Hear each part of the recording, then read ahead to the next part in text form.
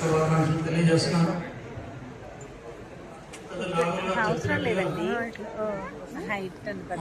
సంప్రదాయ పద్ధతులు లేకుండా పెళ్లి చేసుకోవడం, ప్రతిజ్ఞ చేయడం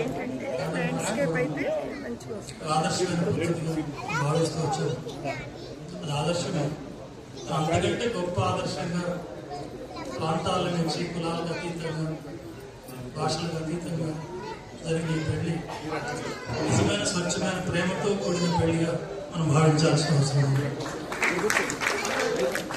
వాస్తవానికి వివాహ వ్యవస్థలో ఒక అభ్యుదయకరమైన ఆహ్వానించదగిన మార్పు రావాలంటే ఈ రకమైన వివాహం పెరగాలి.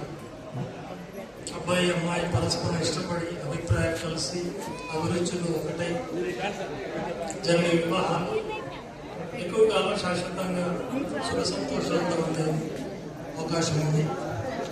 అట్లా కాకుండా భిన్న ప్రభావాలతో వివాహాలు కొన్ని బాగానే ఉన్నప్పటికీ ఇప్పుడున్న నాగరిక పరిస్థితుల్లో ఎక్కువ డిస్టర్బెన్స్ వచ్చే అవకాశాలు కనబడుతున్నాయి.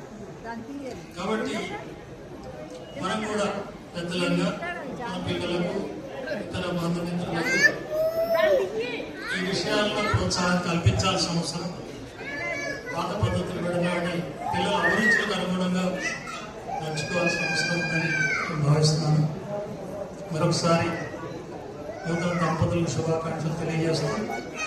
వివాహ పద్ధతికి అంగీకరించిన తల్లిదండ్రులకు అభినందనలు తెలియజేస్తాం.